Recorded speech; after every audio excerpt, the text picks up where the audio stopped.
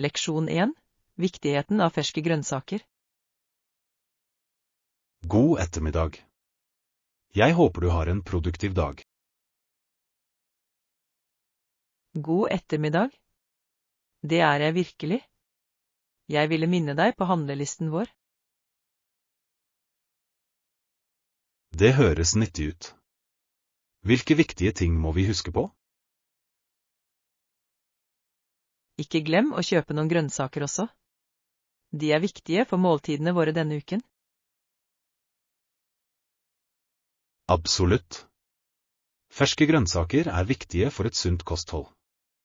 Hvilke spesifikke ting anbefaler du? Jeg synes noen gulrøtter og tomater ville være et utmerket valg. De er allsidige og kan brukes i mange retter. Det er virkelig gode alternativer. Gulrøtter gir sprøhet i salater, mens tomater forsterker smaken i sauser. Nettopp. I tillegg gir disse grønnsakene viktige næringsstoffer som kroppen vår trenger. Har du vurdert å inkludere andre grønnsaker på handlelisten vår? Kanskje vi også burde kjøpe litt spinat? Den er rik på jern og kan tilsettes i diverse oppskrifter. Det er en fantastisk idé. Spinat kan enkelt blandes inn i salater eller kokte retter. Nettopp. Jeg liker hvordan grønnsaker kan forbedre både smaken og næringsverdien i måltidene våre. Ja, det er viktig. Det er viktig å fremme sunne spisevaner. Hvordan pleier du å tilberede disse grønnsakene? Jeg steker dem ofte, noe som fremhever deres naturlige sødme. Wokking er en annen rask og sunn metode. Steking høres deilig ut. Jeg skal sørge for å velge de ferskeste grønnsakene som er tilgjengelige på markedet. Takk for at du tok deg tid til å prioritere handlelisten vår. Ferske ingredienser utgjør hele forskjellen i matlaging. Jeg er helt enig. Jeg gleder meg til å lage deilige måltider med grønnsakene vi velger i dag. Leksjon 2. Myndighetenes rolle i nasjonale spørsmål. God ettermiddag. Jeg håper du har det bra i dag. God ettermiddag. Jeg har det bra, takk. Jeg ville diskutere noen nasjonale saker som angår oss. Det høres viktig ut. Hvilket spesifikt problem har du i tankene? Jeg føler det samme om behovet for en effektiv helsereform. Det er avgjørende for innbyggernes velvære. Jeg er helt enig. Det er viktig at myndighetene tar tak i tilgangen til overkommeligheten av helsetjenester. Ja, mange sliter med å få tak i nødvendige medisinske tjenester på grunn av høye kostnader.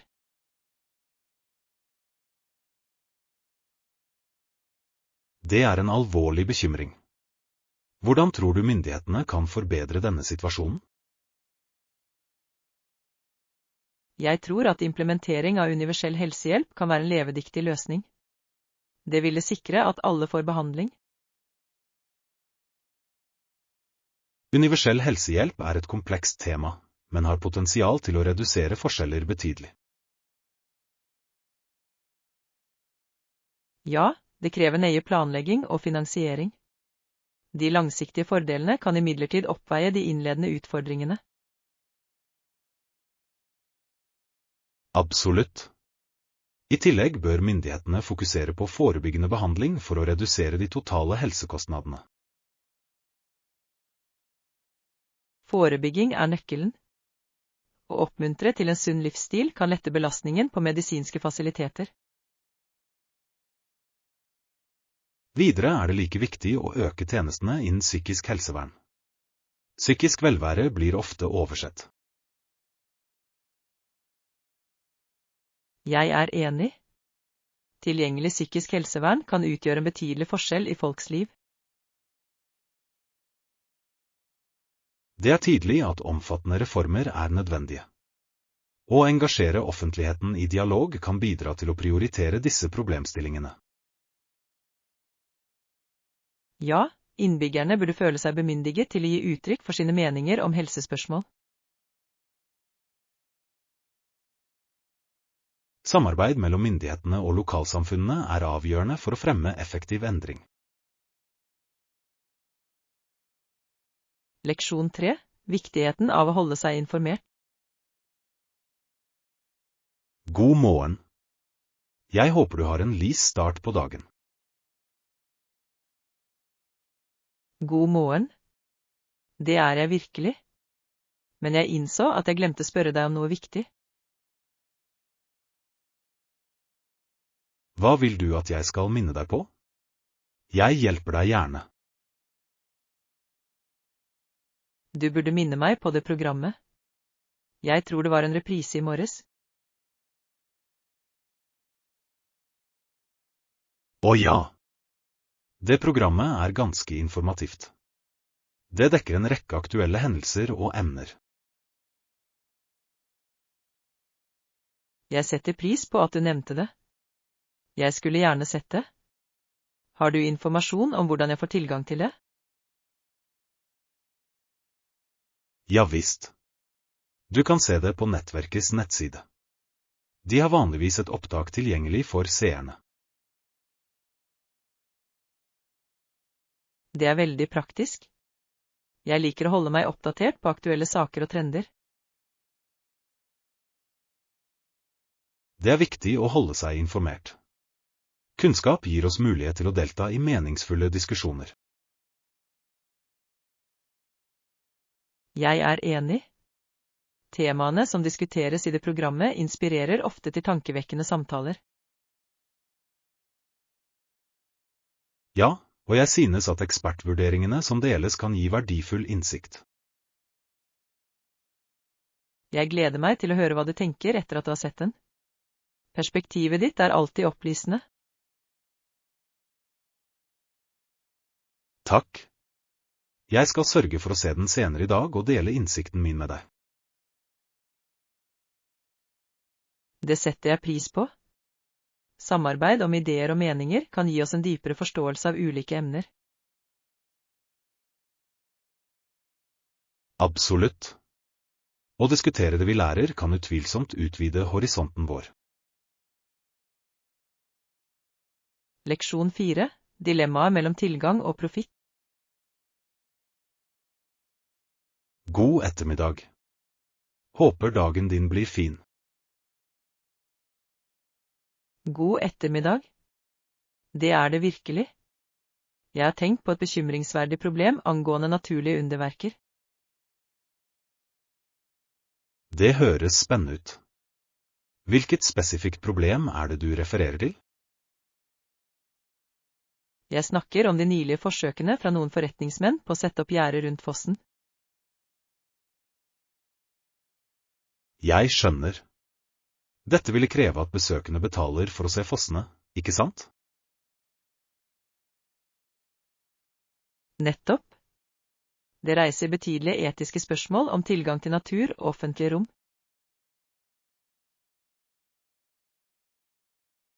Jeg er enig. Naturen burde være tilgjengelig for alle, ikke bare for de som har råd til å betale. Det er bekymringsfullt at profitt noen ganger kan gå foran allmennhetens rett til å nyte naturlig skjønnhet. Har disse forretningsmennene gitt noen begrunnelse for handlingene sine? De hevder at inntektene kan brukes til vedlikehold og bevaring av området. Selv om vedlikehold er viktig, undergraver begrensning av tilgang formålet med slike naturattraksjoner. Nettopp. Fossen burde forbli et sted for beundring for alle individer, uavhengig av deres økonomiske situasjon. Videre er det viktig å vurdere virkningen på lokalsamfunnet og turismen. Mange små bedrifter er avhengig av besøkende som kommer for å se fossene uten ekstra gebyrer. Det er et gildig poeng. Samfunnet kan bli økonomisk skadelidende hvis tilgangen er begrenset. Samtaler om dette problemet bør involvere lokale stemmer. Deres innsikt er uvurderlig.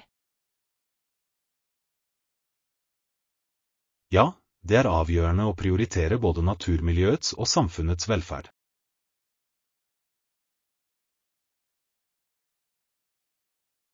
Leksjon 5.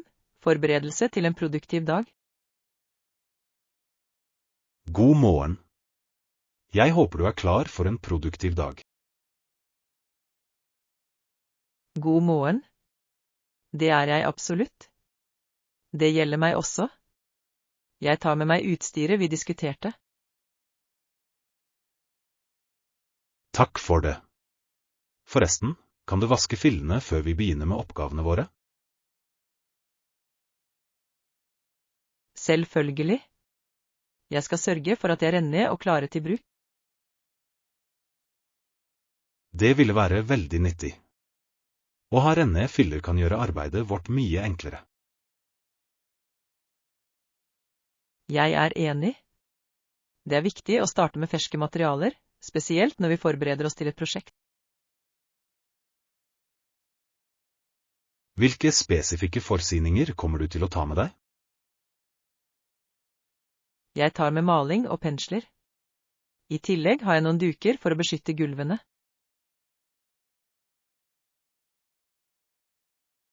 Det høres perfekt ut. Det er viktig å holde ting organisert og ryddig mens vi jobber.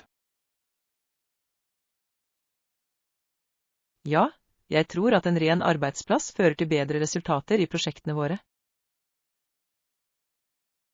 Jeg gleder meg til å se hvordan alt går. Samarbeid kan føre til kreative resultater. Definitivt. Jeg liker å jobbe sammen på disse prosjektene. Det gjør oppgavene morsommere. Enig. Når alt er satt opp, kan vi sette i gang og gjøre betydelige fremskritt. Jeg skal sørge for å vaske fillene og samle alt raskt. Jeg gleder meg til å begynne. Takk for initiativet. La oss gjøre dette til en produktiv og hyggelig dag. Leksjon 6. Spenning for kulinariske eventyr. God ettermiddag. Jeg håper du nyter denne fantastiske dagen. God ettermiddag. Det skal jeg virkelig. Jeg har gledet meg til våre kulinariske eventyr. Det høres herlig ut. Vi får god tid til matutforskning, noe som er perfekt. Jeg er helt enig. Å prøve nye retter er en av mine favorittaktiviteter. Jeg deler den samme entusiasmen. Hvilke typer matretter gleder du deg mest til å prøve?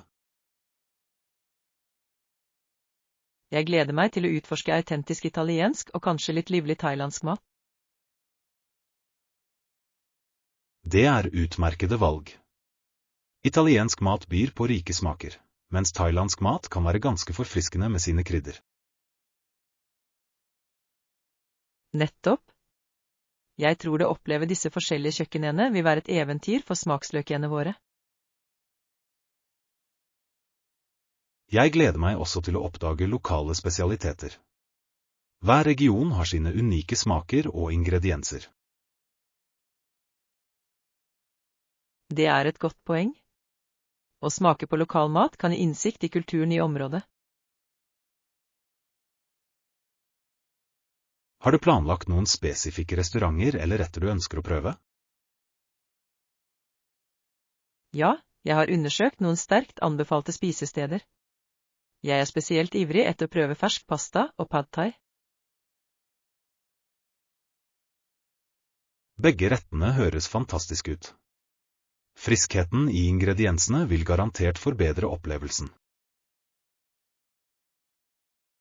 Jeg gleder meg veldig til denne kulinariske reisen. Å dele disse opplevelsene ville gjort det enda morsommere. Absolutt.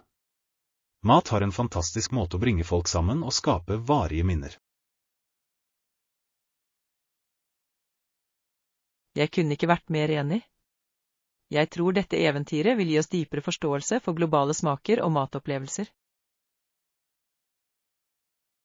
La oss sørge for å dokumentere opplevelsene våre.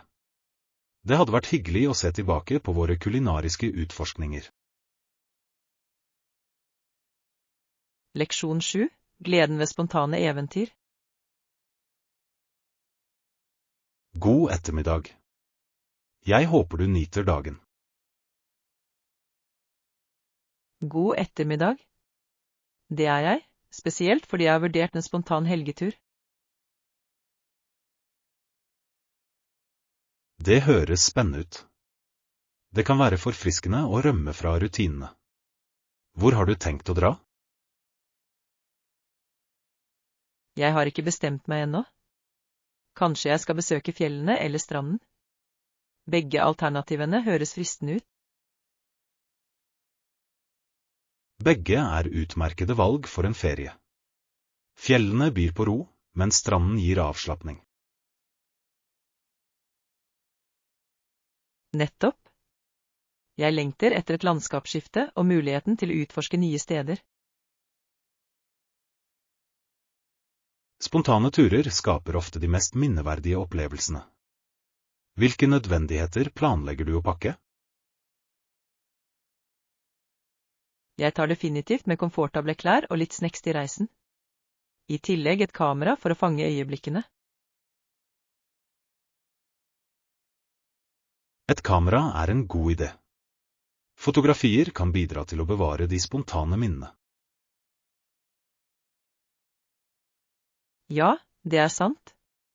Jeg synes det er viktig å dokumentere eventyrene våre etter hvert som de utfolder seg. Har du noen i tankene som kan bli med deg på denne turen? Jeg har noen venner som kanskje er interesserte. Å dele opplevelsen kan gjøre det enda morsommere. Det er sant. Å reise med venner fører ofte til felles latter og uforglemmelige øyeblikk. Absolutt. Jeg håper å få ferdig detaljene snart. Spontanitet kan gjøre livet mer spennende. Jeg er helt enig. Å omfavne det uventede kan føre til fantastiske oppdagelser. Leksjon 8. Forstå valuta og dens verdi. God morgen. Jeg håper du har en fantastisk dag. God morgen. Det er jeg virkelig. Jeg ville snakke om noe som har med penger å gjøre. Det er et interessant tema. Hva spesifikt vil du snakke om? Jeg tenkte på forskjellige valører av valuta. For eksempel har vi 5-dollarsedler og 10-dollarsedler.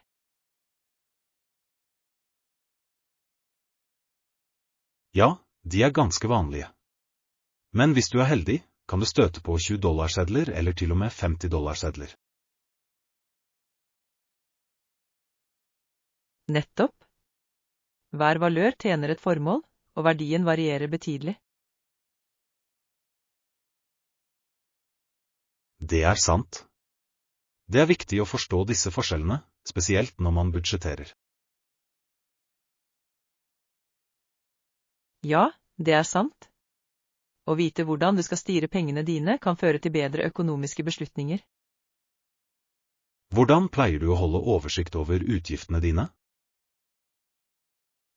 Jeg foretrekker å kategorisere utgiftene mine i nødvendige og ikke nødvendige ting.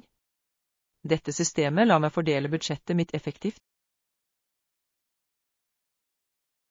Det er en klok tilnærming.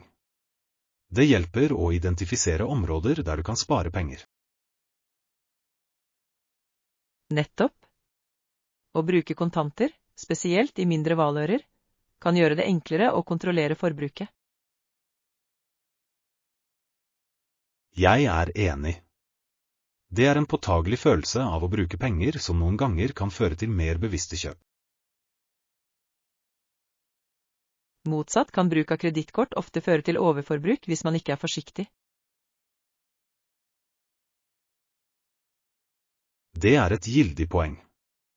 Det er viktig å overvåke kredittkortbruken for å unngå å bygge opp gjeld.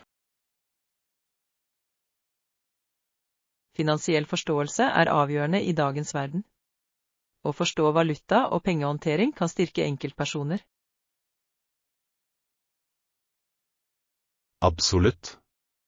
Kunnskap om hvordan man bruker penger klokt kan føre til større økonomisk stabilitet og trygghet. Leksjon 9. Utforsking av nåværende designtrender. God ettermiddag. Jeg håper du har en produktiv dag. God ettermiddag. Ja, takk. Jeg tenkte nettopp på de nyeste trendy designerne innen møbler. Det er et fascinerende tema. Trendy design er i stadig utvikling innen estetikkens verden. Ja, det er sant.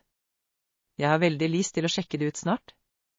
Vet du hvor disse nye stilene blir vist frem? Jeg har lest om noen nye trender, som lakkerte møbler og varmere fargepaletter. Ja da, høres bra ut. Det er nyttig informasjon. Hvor kan vi finne disse nye designerne for nærmere ettersyn? Jeg tror mange moderne møbelbutikker og nettbutikker tilbyr disse stilene. Vi kunne se på noen av de større nettsidene for interiørartikler. Det er et godt utgangspunkt. Jeg er spesielt interessert i å se de nye teksturerte stoffene. Tekstur er absolutt et sentralt element i nåværende interiørdesign-diskusjoner. Det tilfører dybde og varme til et rom. Jeg er enig. Vi burde se etter utstillingslokaler som har denne moderne estetikken. Vi kan starte med å søke på nettet etter lokale butikker som spesialiserer seg på moderne eller samtidsinnredning. Det er en praktisk tilnærming. Jeg håper å finne plagg som føles både aktuelle og tidløse. Mange designere foreslår å blande nye trender med klassiske plagg for å få et varig utseende. Den tilnærmingen fungerer vanligvis bra. Jeg er enig. Det hindrer at rommet ser altfor trendy og raskt utdatert ut. La oss undersøke noen høyt rangerte lokale utstillingslokaler i ettermiddag. Vi kan planlegge et besøk til helgen. Leksjon 10. Definere styrke og intelligens. God ettermiddag. Jeg håper dagen din går bra. God ettermiddag. Det er det virkelig.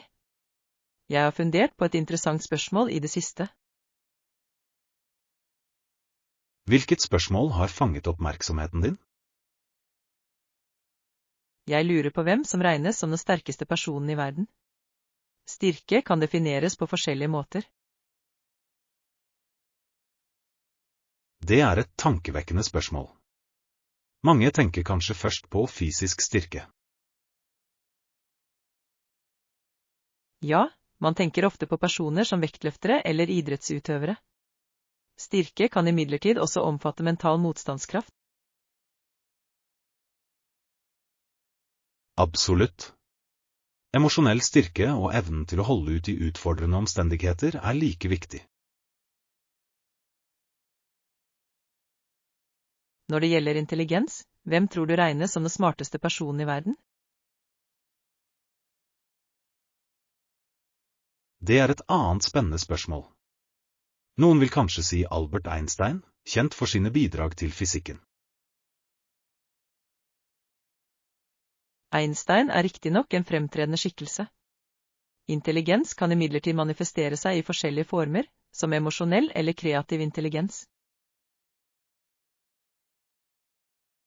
Nettopp. Personer som Leonardo da Vinci eller moderne innovatører som Elon Musk kan også sees på som usedvanlig intelligente. Det er fascinerende å tenke på hvordan ulike typer intelligens kan føre til storhet på ulike felt. Ja, og det bringer frem i lyset ideen om at ingen enkeltperson kan legemliggjøre alle typer styrke eller intelligens. Jeg er enig. Hvert individ bringer sine unike talenter og egenskaper til bordet, og får med sine bidrag til samfunnet. Til syvende og sist er det viktig å anerkjenne og verdsette mangfoldet av styrker og intelligenser rundt oss. Leksjon 11. Kjære minner fra Japan. God ettermiddag. Jeg håper du har en flott dag. God ettermiddag. Ja, takk. Jeg ville snakke om mitt nylige besøk i Japan. Det høres spennende ut.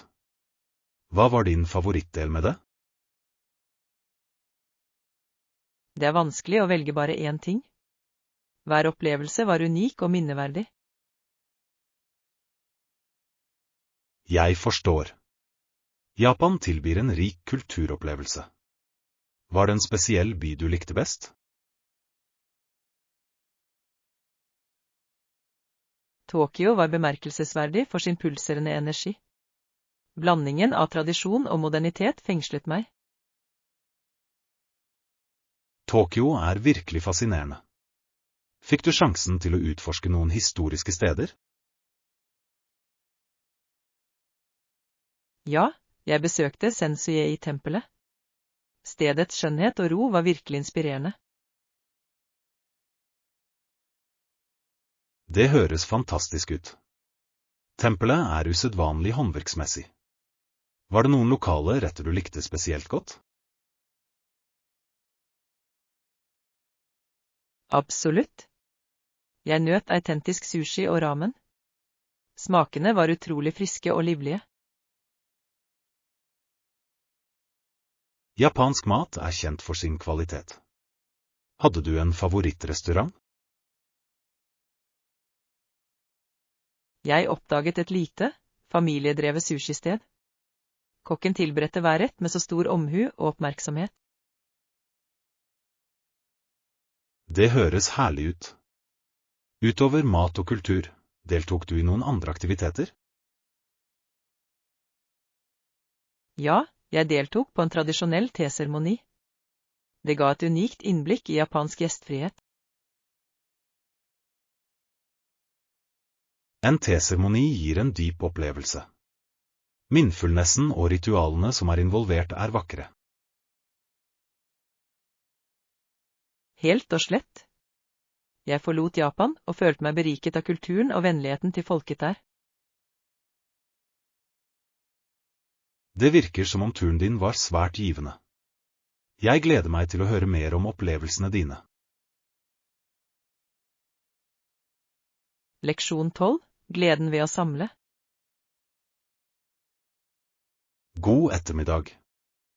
Jeg håper du nyter dagen din. God ettermiddag. Det er jeg virkelig. Jeg ville snakke om å samle på gjenstander. Det høres spennende ut. Jeg er enig i at å samle på ting gir livene våre et personlig preg. Absolutt. Samlinger gjenspeiler ofte våre interesser og lidenskaper. Hva liker du å samle på? Jeg er glad i gamle frimerker. Hvert frimerke forteller en historie fra en annen tid og et annet sted. Det er en fascinerende samling. Jeg setter pris på hvordan frimerker kan gi innsikt i historie og kultur. Ja, det er sant. De fungerer som små kunstverk og, til tider, historiske dokumenter. Hva med deg? Samler du på noe? Jeg samler postkort fra forskjellige steder jeg besøker. De fungerer som et flott minne om reisene mine. Postkort er en herlig måte å bevare minner på. Hvert av dem fanger et øyeblikk i tiden. Nettopp. Jeg liker også kunstverket på mange postkort. De har ofte unike lokale design. Det er fantastisk hvordan samling kan øke vår verdsettelse av kunst og historie. Jeg er enig. I tillegg kan samling fremme kontakter med andre som deler lignende interesser. Det er sant. Samling kan føre til engasjerende samtaler og vennskap, noe som ytterligere beriker opplevelsene våre. Absolutt. Jeg tror at når vi deler lidenskapene våre, åpner vi dører til nye perspektiver. Til syvende og sist fungerer kolleksjoner som en refleksjon av våre reiser og opplevelsene som former oss. Leksjon 13. Sommerturismens tiltrekning. God ettermiddag. Jeg håper du nyter denne solfylte dagen. God ettermiddag. Ja, takk. Jeg har tenkt på sommeren og dens innvirkning på turismen. Det er et interessant tema. Sommeren er virkelig den tiden da flest turister besøker hit. Nettopp. Det varme været og de lengre dagene tiltrekker seg mange besøkende som søker eventyr og avslapning. Hva er noen populære aktiviteter som turister pleier å nyte i løpet av denne sesongen? Mange strømmer til strendene for å sole seg og bade. Vannsport er også ganske populært. Det høres hyggelig ut. Finnes det spesifikke arrangementer eller festivaler som finner sted om sommeren? Ja, det arrangeres en rekke musikkfestivaler og kulturelle arrangementer i forskjellige byer. Disse bringer sammen både lokalbefolkningen og besøkende. Disse arrangementene kan gi en fantastisk mulighet til å oppleve lokal kultur. Har du et favorittsommerarrangement? Jeg liker spesielt godt den årlige matfestivalen. Den viser frem ulike kjøkken og kulinariske talenter. Det høres herlig ut. Å utforske forskjellige matretter kan være et av høydepunktene på sommerturisme. Ja, det er sant. Den pulserende atmosfæren om sommeren gjør det lettere å møte nye mennesker og knytte kontakter. Det er et godt poeng. Sommerreiser fører ofte til varige minner og nye vennskap. Nettopp. Det er imidlertid viktig å vurdere hvilken innvirkning store turistmengder har på lokalsamfunn. Jeg er enig. Bærekraftig turismepraksis kan bidra til å redusere disse effektene samtidig som besøkende kan nyte regionen. Å balansere turisme med lokalbefolkningens behov er avgjørende for langsiktige fordeler. Uten tvil. Å omfavne sommeren med både spenning og ansvar kan føre til berikende opplevelser for alle involverte.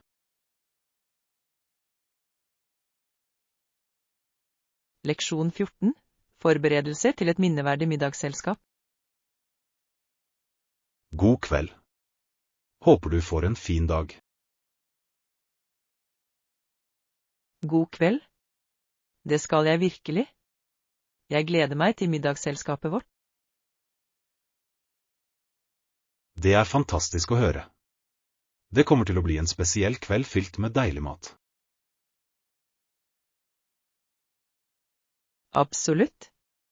Jeg har planlagt den perfekte menyen for å imponere gjestene våre. Det høres spennende ut. Hvilke retter vurderer du til middagsselskapet? Jeg tenker å starte med en smakfull forrett, kanskje bruschetta toppet med friske tomater og basilikum. Bruschetta er et herlig valg. Den er enkel, men elegant, perfekt for å sette stemningen for kvelden. Jeg er enig. Til hovedrett har jeg tenkt å lage en saftig urtebakt kylling sammen med sesongens grønnsaker. Det høres deilig ut. Stekt kylling er en klassisk favoritt som mange liker. Ja, det er sant. Jeg tror det vil skape en varm og innbydende atmosfære ved bordet. Hva med dessert? Har du planlagt noe søtt for å avslutte måltidet?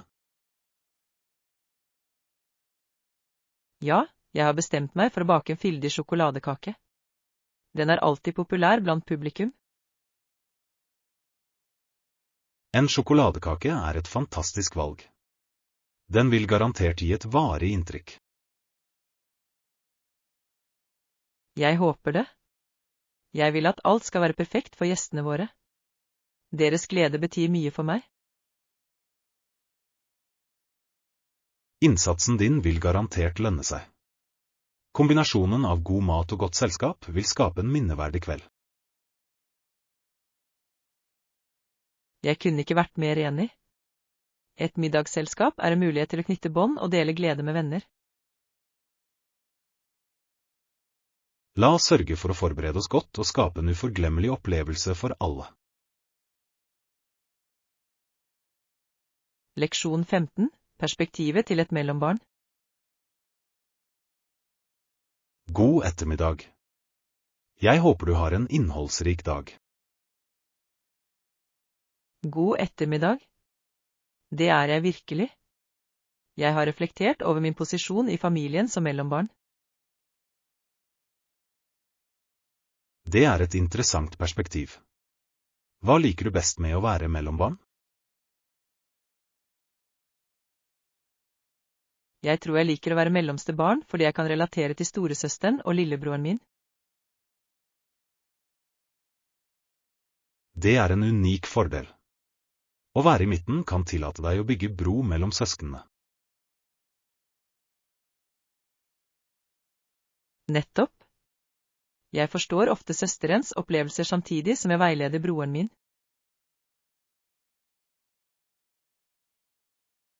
Det er fantastisk å ha den slags innflytelse i familiedynamikken din.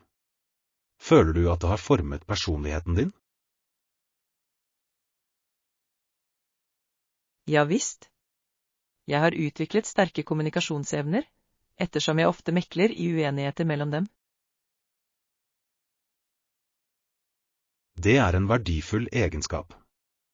Å kunne navigere familiedynamikk kan bidra positivt til forhold. Ja, og jeg setter pris på balansen det gir. Søsteren min representerer ofte ansvar, mens broren min legemliggjør lekenhet. Det høres ut som du drar nytte av en rekke påvirkninger fra begge søsknene. Absolutt. Jeg tror at å være mellombarn har lært meg å tilpasse meg og vise empati med andre. Det er beundringsverdige egenskaper. Mange mellombarn utvikler også en unik følelse av uavhengighet. Jeg er enig. Det oppmuntrer meg til å skape min egen identitet, atskilt fra merkelappene til søsknene mine. Til syvende og sist har hver posisjon i familien sine fordeler og utfordringer, men det er tydelig at du omfavner din. Leksjon 16. Den historiske konteksten til Australia som straffekoloni. God ettermiddag. Jeg håper du har en flott dag. God ettermiddag. Ja, takk. Jeg har lest om Australias fascinerende historie. Det høres spennende ut. Hvilket aspekt ved historien har fanget din interesse? Jeg lærte at Australia ble brukt som en fengselskoloni fra slutten av 1700-tallet. Det er ganske bemerkelsesverdig. Ja, sannelig. Mange av de tidlige nybyggerne var fra de britiske øyer, noe som formet nasjonens grunnlag. Det gir mening. Beslutningen om å opprette en straffekoloni ble drevet av behovet for å avhjelpe overbefolkningen i britiske fengsler. Absolutt. Mange fanger ble transportert til Australia for ulike lovbrudd, noen mindre alvorlige og andre mer alvorlige. Det er interessant å se på hvilken innvirkning dette har hatt på utviklingen av det australske samfunnet. Ja, tilstrømningen av straffedømte påvirket kulturen, økonomien og demografien i de tidlige australske bosetningene. Dessuten integrerte mange straffedømte seg etter hvert i det frie samfunnet, noe som bidro til veksten av byer og industrier. Nettopp. Dette skapte et komplekst sosialt nettverk, som blandet sammen ulike bakgrunner og erfaringer. Det er fascinerende hvordan historien former en nasjon. Arven fra den tiden med straffekolonier gir fortsatt gjenklang i dag. Ja, det er sant. Å forstå disse historiske hendelsene gir verdifull innsikt i det moderne Australia. Jeg gleder meg til å lære mer om Australias forvandling fra en straffekoloni til en levende nasjon. Det blir spennende å utforske hvordan denne historien fortsetter å påvirke australsk identitet og kultur i dag. Leksjon 17. Spenningen ved å kjøpe nye sko. God ettermiddag. Jeg håper du har en fin dag. God ettermiddag. Ja, takk. Jeg var nylig på shopping og hadde en hyggelig opplevelse. Det hørtes gøy ut. Kjøpte du noen sko på shoppingturen?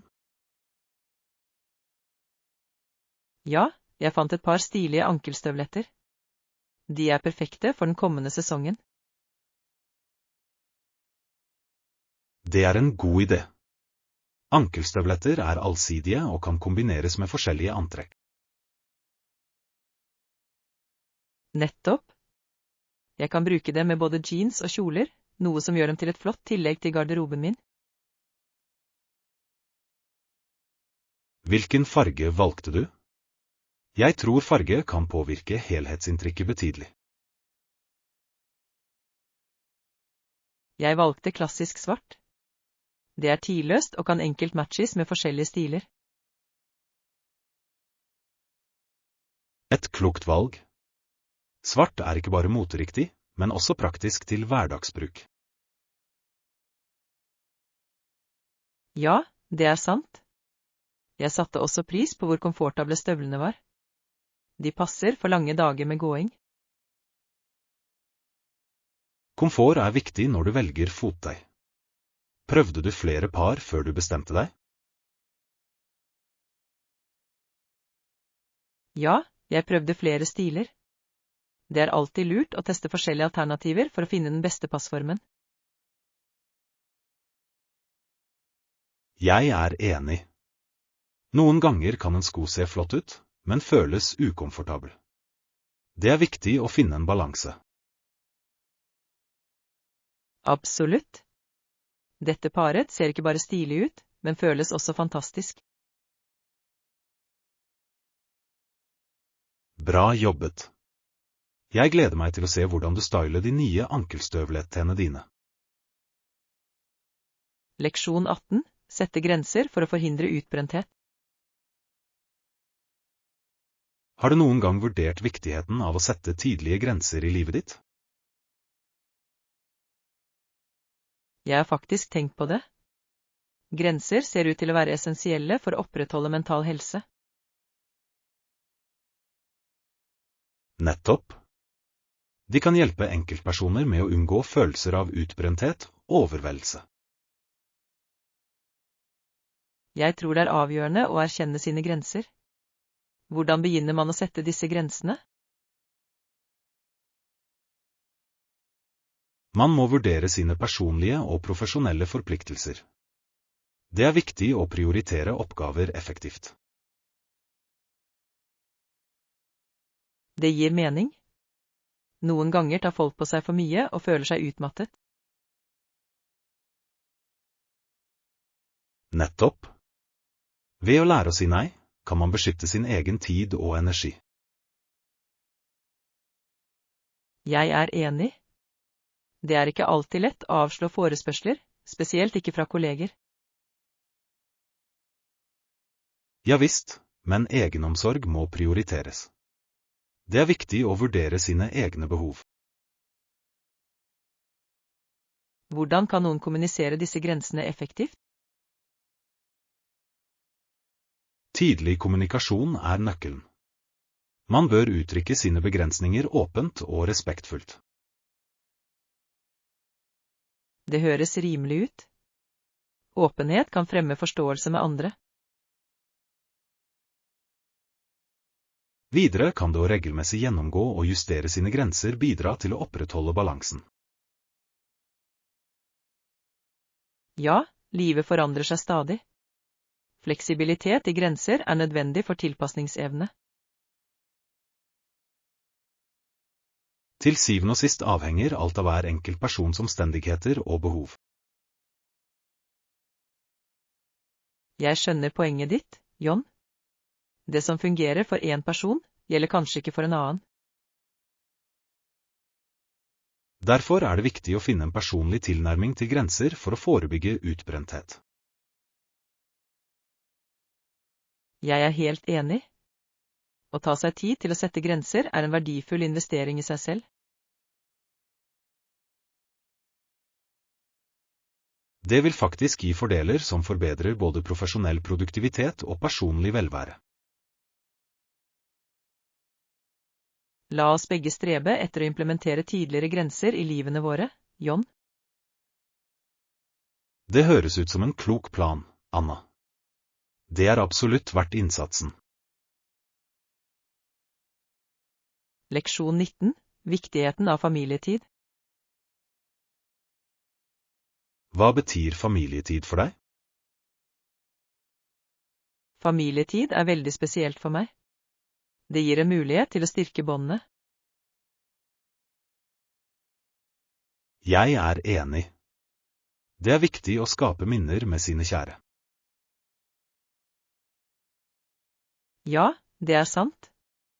Disse delte opplevelsene blir ofte verdifulle øyeblikk. Hvordan tilbringer du vanligvis tid med familien din? Vi samles ofte til måltider. Det å dele mat skaper en varm atmosfære. Det høres herlig ut. Måltider kan være en fin måte å få kontakt på. Ja, vi liker også å spille spill sammen. Det bringer latter inn i hjemmet vårt. Spill kan virkelig fremme samarbeid og vennskapelig konkurranse, ikke sant? Absolutt. Det gjør tiden hyggelig og minneverdig. Hva med spesielle anledninger? Hvordan feirer familien din? Vi feirer bursdager med stor entusiasme og glede. Jeg kan tenke meg det. Feiringer er muligheter til å uttrykke kjærlighet og takknemlighet. Nettopp. I tillegg sørger vi for å tilbringe ferier sammen. Slike tradisjoner har ofte stor betydning i en familie. Ja, de forsterker følelsen av tilhørighet og tilknytning. Det er interessant hvordan familiedynamikken utvikler seg over tid. Ja visst. Etter hvert som individet vokser, endrer forholdenes natur seg. Likevel lønner det seg alltid å investere tid i familien. Jeg er helt enig, John. Familie er en grunnleggende del av livene våre. Derfor må vi prioritere øyeblikkene med de vi elsker. Leksjon 20. Bygge nettverk i e-handel. Har du noen gang vurdert betydningen av nettverk i e-handel? Jeg synes temaet er ganske spennende. Nettverk kan faktisk støtte hvert trinn i prosessen. Nettopp. Å etablere et solid nettverk er avgjørende for å lykkes i e-handelsbransjen. Hvilke spesifikke aspekter mener du er viktigst i denne sammenhengen? Først må man vurdere leverandører. Pålitelige leverandører sikrer kvalitetsprodukter for kundene. Jeg forstår. Konsekvent kvalitet kan i stor grad påvirke kundetilfredsheten. Nettopp. Deretter spiller logistikkpartnere en viktig rolle i å sikre rettidige leveranser. Rettidige leveranser kan forbedre den totale kundeopplevelsen betraktelig. I tillegg er markedsføringsnettverk viktige. De bidrar til å nå potensielle kunder effektivt. Jeg skjønner poenget ditt. Effektiv markedsføring kan drive trafikk til e-handelsplattformen. Det er også viktig å ha et kundestøttenettverk. Dette bidrar til å svare på henvendelser raskt. Effektiv kundestøtte kan gi næring til tillit, oppmuntre til gjentakende kunder. Dermed krever hvert trinn et støttende nettverk for å fungere knirkefritt. Jeg er helt enig. Hver tilkobling bidrar til en sømløs opplevelse for kundene. Videre skaper analyse av kundetilbakemeldinger muligheter for forbedring. Absolutt. Å lytte til kundene kan veilede fremtidige forretningsbeslutninger og strategier. Derfor forbedrer et velfungerende nettverk hele e-handelssystemet. Det ser ut til at samarbeid er nøkkelen til suksess på dette feltet. Det er faktisk viktig å bygge og vedlikeholde sterke nettverk for vekst. Leksjon 21. Utforsking av lokale sportsbutikker. Har du noen gang besøkt lokale sportsbutikker for å utforske sykler og utstyr? Det har jeg faktisk. Det kan være en ganske interessant opplevelse. Jeg er enig. Det finnes et stort utvalg av sykler tilgjengelig til forskjellige formål. Det er godt å vite at lokale butikker tilbyr utstyr skreddersydd for ulike idretter. Absolutt. Har du syntes det var vanskelig å velge riktig sykkel? I starten syntes jeg det var ganske utfordrende. Det er mange faktorer å vurdere. Hvilke aspekter fokuserte du på da du tok avgjørelsen? Jeg vurderte kjørestilen min og typen terreng jeg ofte ville bruke. Det gir mening. Å forstå ens behov hjelper i stor grad med å ta informerte valg. Videre kan du prøve ut forskjellige modeller gi en bedre følelse for hver sykkel. Jeg er enig. Komfort er viktig, spesielt på lange turer. Fikk du noen nyttige råd fra de ansatte i butikken? Ja, de var kunnskapsrike og ga verdifull innsikt i hver modell. Det er betryggende. Ekspertveiledning kan gjøre prosessen mye enklere. I tillegg har gode butikker ofte utstyr som oppfyller ulike ferdighetsnivåer. Det er fint å vite at både nybegynnere og profesjonelle kan finne passende alternativer. Alt i alt er det gunstig for alle som er interessert i sykling å besøke lokale sportsbutikker. Jeg er enig. Den personlige kontakten og ekspertisen man finner der er uvurderlig. Dermed er det en vinn-vinn-situasjon for alle involverte å støtte lokale idrettsbedrifter. Leksjon 22. Kunsten å designe vegger. Jeg bestemte meg nylig for å pusse opp stuen min. Det høres spennende ut. Hva er planen din for designet? Jeg har tenkt å begynne med å skisse designet lett på veggene mine med blyant. Det er en klok tilnærming. Skisser lar deg visualisere konseptet før du gjør det permanent. Nettopp. Jeg skal lage en grov skisse for å sikre at alt passer godt sammen. Har du valgt et bestemt tema eller en stil for designet ditt? Jeg vurderer et moderne geometrisk mønster kombinert med noen livlige farger. Det høres visuelt tiltalende ut. Geometriske mønstre kan gi et moderne preg. Jeg er enig. Etter å ha skissert, planlegger jeg å finpusse designet før jeg påfører maling. Det er en smart strategi. Å forbedre skissen vil hjelpe deg med å unngå feil. I tillegg har jeg tenkt å samle tilbakemeldinger fra venner for å forbedre det endelige designet. Det er en god idé. Ulike perspektiver kan inspirere til nye ideer. Når jeg er fornøyd med designet, går jeg videre med malingen. Sørg for å bruke kvalitetsmaling for å oppnå en livlig og varig finish. Absolutt. Jeg vil også vurdere å bruke en grunning for å forberede veggene tilstrekkelig. Det vil sikre at fargene virker mer levende og tro mot nyansene sine.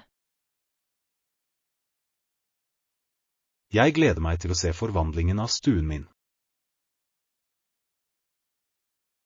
Jeg gleder meg til å se det ferdige prosjektet.